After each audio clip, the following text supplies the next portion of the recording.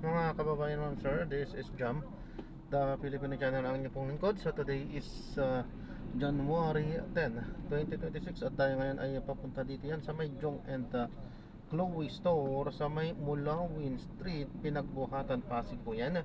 At dadalhin po natin sa may Ceres Bus Terminal. Oh, Ceres Bus Terminal, Manila Service Road, Alabang, Muntinlupa City. Okay. Alabang, Muntinlupa. Akala ko sa Manila. Delikado tayo dyan. Traffic pa dun. Okay, so magbabalik po tayo mamaya konti po pag nakuha na po natin sila. Disclaimer lamang po. Ang content po natin ay kalsada at hindi ang passenger. Kaya nga naman sakasakali man po na may marinig kayo. Ang pangalan ng lugar, pangalan ng tao, pangalan ng organizations, government o private man yan, ay wala pong kinalaman ng channel na ito at wala pong pinapatungkulan. Lahat po ng pinag-uusapan dito ay pawang dito lamang po yan sa loob at wala pong pinapatungkulan sa labas. Okay po, magbabalik po tayo mamaya konti pag nakuha na po natin sila. Tala, yan, makinig tayo ng mga nagbabagong balita at mga talakayan habang tayo ay papunta doon sa ating pick up area.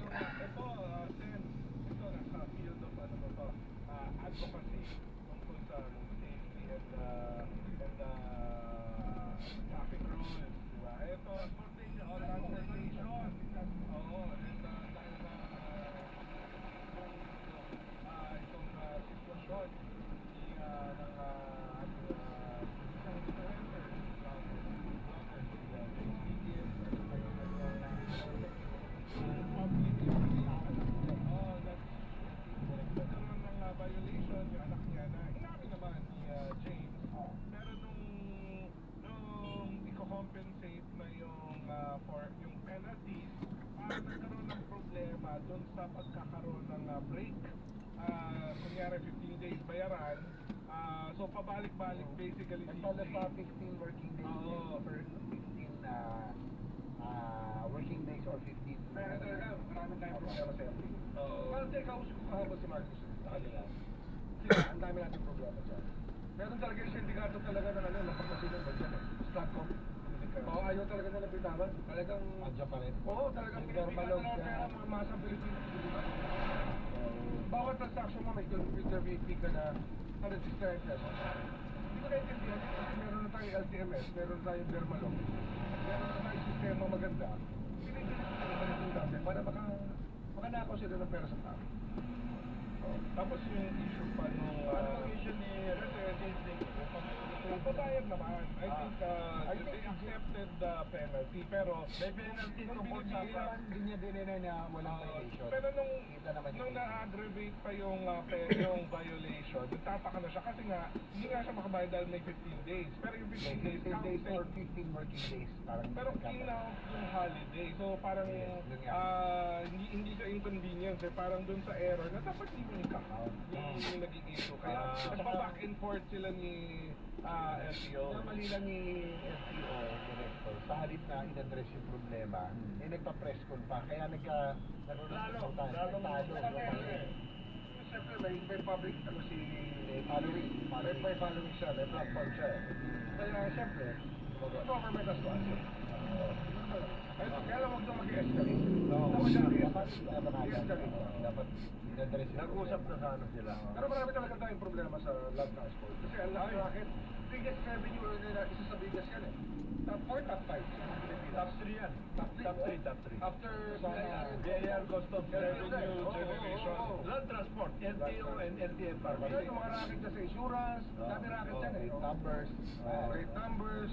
Although, yung dating LTO before, parang sa tatay sa backlog na first o ilang taon na panahon pa ni Pinoy, panahon ni Duterte hanggang sa ngayon yung from 12 million backlog nasa 1 million na lang. naayos nila. Naayos niya. Pero maraming kaso yan. Maraming kaso. Inabot sa ano? Inabot na lang. Supreme Court, Ombudsman, marami. Yung baka yun. Pero dalawa kasi problema natin dyan. Oo. Yung tungkol sa update. Maraming issue sa update. Ang dalawang issue Dalawang issue kasi yan. Si LTFR din nag-uumpisa pa lang. Yung LTFR vendor na yung natin, eh matagal mo nang sinasabi. Yung tungkol sa rationalization ng ruta, hanggang ngayon hindi nila naayos. Yun ang problema. Itong malaking problema yung ruta. Dahil maraming stakeholders. Hindi lang yun. Ang problema kasi, hindi na nila natitignan yung dating ruta. Halimbawa, kung galing ka sa Paranaque, sa BF, halimbawa BF, papunta ka ng Makati, ilan sakay ka? Ako, dalawa ka. Apat siguro kasi may tricycle eh. Pag na-tricycle ka muna, pupunta ka sa Dito na tayo? Kasama pa rin of course si Ombudsman Boying Remulla. Good morning, Ombudsman. Good morning, Senator Jamie. Good morning, Congressman Jonathan De La Cruz. Good morning dito sa ating mga tigkapagilig. Si Open Velasquez, si Michael Cruz, si Las Gutierrez, si Jeff Ang, si Charlie Avila ba? Councilor Grabador ng Muntinlupa, si RJ Abellana, si Dong Bulatao, si Bibong, Administrator Bibong Soriano, Bibong, good morning. Sino po ba tumulong ito? Ayun, ayon sa Manila City LGU, 7.3 million daw yung lumahok ngayon. Wow. Dito sa Translacion, it is the biggest in I think in 7 years. Yes, 7 years. 7 or 8 years. Yung last nakita kong malaki-malaki, no, si Dolly, ano pa eh? BBB. Umabot yata ng 9 yata yun eh. Umabot yata ng 9 yun. 11 years ago. And speaking of 7.3 million yung pinag-usapan natin off-air, may mga concern yung ating infrastructure na participants at stakeholders, lalo na dun sa payments. And because baka maantala, kung simplemente maantala yung ibang projects because of pang-priming yan eh. Alam mo, ang velocity ng pera, mahalaga yan. So, umiikot yan. Pag hindi nagbayad ng gobyerno, maantala yung supply chain. Wala, lahat yung maantala yan. Kaya kailangan talaga Logistics, supply chain, ano to sir? Usually yan. At this point in time, dapat na nagbibidding na sila. Kasi hanggang June lang ang construction period na maayos. Okay. After that, problema na. Tagal na. Oo. Because monsoon season. Summer lang talaga yun. Pwede ka magdire-diretso ng trabaho. Oo. Pero ano dyan, balancing talaga. With what happened on that day. Dapat talaga may reforma, kailangan lahat na malagot, talagotin. Pero, kailangan mong balancing. Or dapat dinidecide talaga yung public. Hindi pwedeng maantala. Let's not think na impossible possible because it's impossible. Hindi naman mangyayari din. If you're below sea level, you're below sea level. Iba-iba yan. Diba? Engineering solutions can happen, but you have to be very consistent with it as a master plan. Kasi sa resolution na, yung mangyayari. Depende. Kagaya niyan, classrooms, 24,000. Kailan ka mag-aayos? Classrooms yun. 24,000 lang yan. Kaya sabi ko sa world na legislators, huwag na kayo makialam sa mga dredging. Huwag na kayo makialam. Diba, pinakikirigay nyo lang kayo yan eh. Mahiya naman kayo. Congressmen and senators would like to make them. Sabi ng senator yan eh. Sabi nila dyan kung yung gumagawa niya. Brown sila sa social media of dredging project. Oo. Pero ano lang, Balance it. kailangan magbantay tayo, mag-iis, pero at the same time, di pwede. Ang dredging should be a private sector activity. Dapat wala talaga nakikialam ng gobyerno natin. Dapat lang pero usapan ng private sector at government. Wala eh. Dapat isa si RSA naayos na yung mga ilog na barangay niya. Pero yung mga sabihin natin dito naman, di ba yung presidente nag-uusap pa lang ng 2020? Ang sabi ng Congresswoman sa Hong Kong, basta yung dredging natin, wala na kayo pakialam sa master plan. Basta nahihiya. Kailangan mo may takot. Oo, pati yung pagkakwari. Kailangan naman ngayon, may problema kay Kawit. Ito sa Nicolas Show. There's supposed to be inexhaustible sand supply within Manila Bay. Naubos ang buhangin. Naubos na. Susok na. Water reclamation. Tapos sa Singapore. Malayo yun. Yung sa Ilang bundok yun naman na doon? Bundok, di ba? Oo. Yun. Ako yung papinarin Hindi yun. mahal niya kasi ang presyo ng stock kung tumataas sa atin. Kasi mahal ang buhangin. Mahal ang bato. Oh, yan ang magiging malaking problema natin. At yung problema pa sa cab ngayon. Yung pick up, hindi, pick up. Oo. Kailan ayusin na Mahirap talaga, pero kailangan ayusin. Sabi ko nga, habang nagre-reforma, pero kailangan magtuloy-tuloy. Kasi yan ang economic growth. Yan ang engine for growth. Ang good news ko lang dito. Nag-hire na kami ng mga abogado. Oh. Ano yung mga old-timers sa ombudsman, na-impress sila sa mga kinukuha namin bago. Gagaling talaga. We really have to reinvent. The entire. For the future, dapat talaga, ano na siya, talagang forward thinking na siya, tsaka talagang litigation swab. Congratulations sa mga bar passers ngayon. Yung number one, ano yun ha? Engineer pa no? It's 48%. 48%. Yung number one, ano ha? Engineer na lawyer. Ano ba yung ano? Yung bar namin ko, ilang percent kami pumasa? 17%. Noon. One-third lang yung pumasa ngayon. Matindi. May time para maipasa yung kaibigan natin, hindi tumaas din ang ano. Oo. Para maababot. Hindi, ang pinakamuling. Yung nag-speaker? Ha? Yung nag-speaker, oo. Abogado wala alam. 69. Yung panahon na yun. Hey, congratulations sa aming staff. Isa sa legis staff ko si Reg Lonsing Gibson, lawyer na. Well, congratulations. Congratulations. Welcome to the legal profession. Matay lawyer. So, congratulations sa lahat na nanalo, pero like all good things must come to an end. Hindi, post na lang tayo. Post lang. Adjourn ka na ayaw o suspend? Alin? Adjourn na tayo, suspend tayo. Adjourn mamaya, pero magpaalam muna tayo. Maraming salamat po sa mapagpalang araw sa atin lahat. Ingat-ingat lang po tayo. Okay? Magkita tayo muli sa susunod na linggo.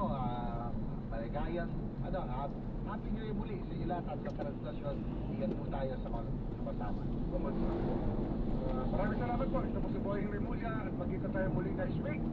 At kung ako yung hanapin nyo, may balita, basta makinig ko kayo dito sa aming programa. Yan. Manood kayo.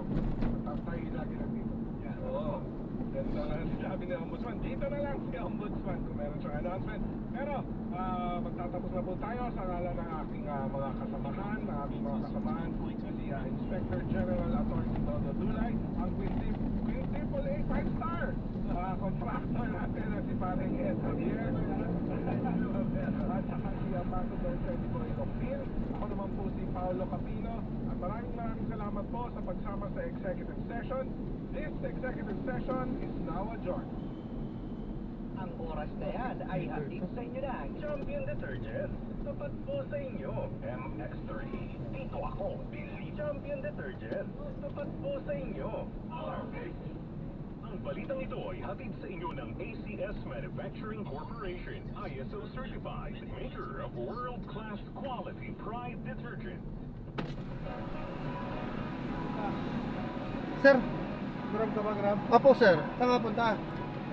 Ito series bus sir. Ang galing yan. Classic. Kaliwa ka doon. Ito diretso at kakalawa ko gano'n. Next time doon ka sa kabila.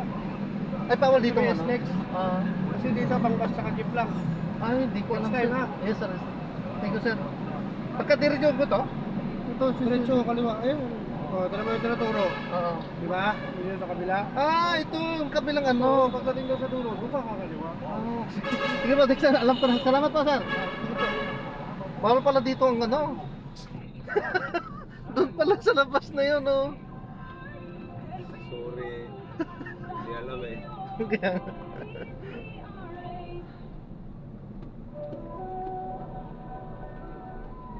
Nag-sorry naman, di ba, Fran? nagsorry naman. Hindi natin alam eh. Hindi ko na alam. Kung alam baga sana natin na i-edit tayo. Oo nga. JCRH, a proud member of NBC Media Group.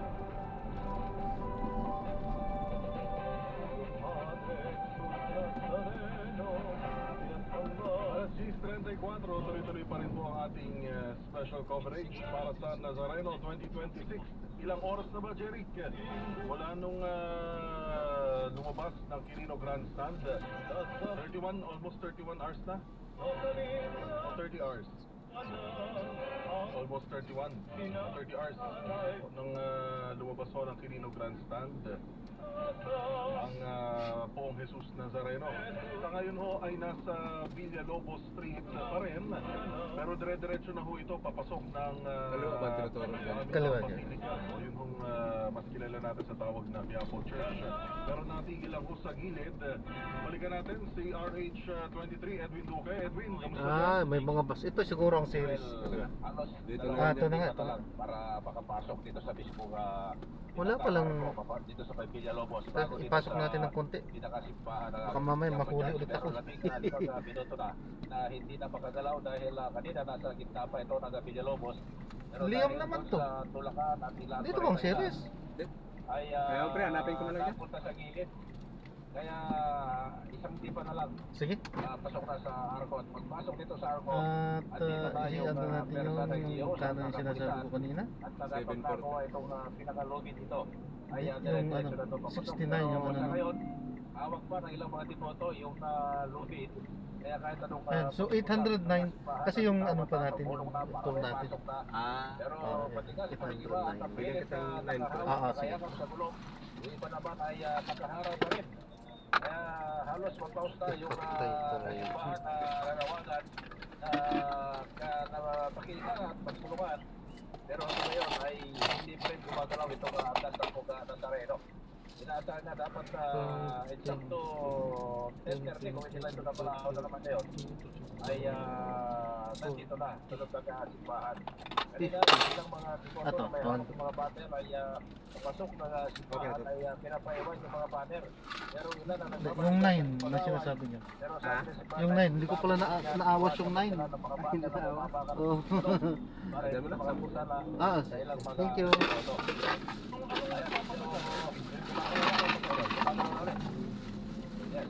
Ano nagpapalaga? Punta sa gilid yung Kung saan, ingat pa, God bless po.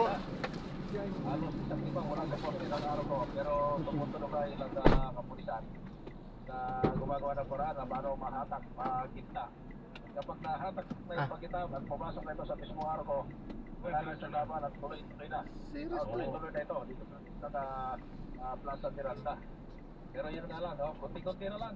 Isang tipa na lang, nasa loob na ng arko. At medyo kahit anong galaw, bahagyang gumagalaw. Mula, Kaya Edwin. may mga kalso. Oh, Edwin, magmula doon sa Arco, gaano na lang kalayo magmula doon sa entrada mismo ng simbahan? Kung titignan mo yung arko, itong pinaka-gilid bungat itong Plaza Miranda, may arko dyan. No, arko ng pinaka-arko ng sa loob ng compound ng Plaza Miranda. Kapag nalusutan mo yan, nasa compound mo ng Plaza Miranda. At yun, at doon sa bungat ng arko na yan, nandiyan yung napakaraming kiyos at pulis na kukontrol na. Makukuha nila yung lulong papasok at yan ay tuloy-tuloy na nagandito sa loob ng simbahan. Ang problema doon po, nasa labas pa ng arko, ibig sabihin wala pa sa loob ng Plaza Miranda, pero ilang hakbang, isa, dalawa, o yan, dalawang hakbang, papasok na yan, nandiyan na yung mga pulis at sa ating na simbahan, ano mga mangyari, kukunin ang iyos at pulis, yung kalunin, at sila na, yung magdadala rito sa loob, at lahat nakaharang, biga, pinapapick up sa PNP, pagdating sa simbahan. Ngayon, ayaw na ginagawa pa rin itong paraan na may galaw, pero muntik, pero hindi pa ito umabante. Pero kahit paano kanina, alas na sa gilid ngayon, yung pinakaharap na andas ay nakatutok na sa gitna. Anytime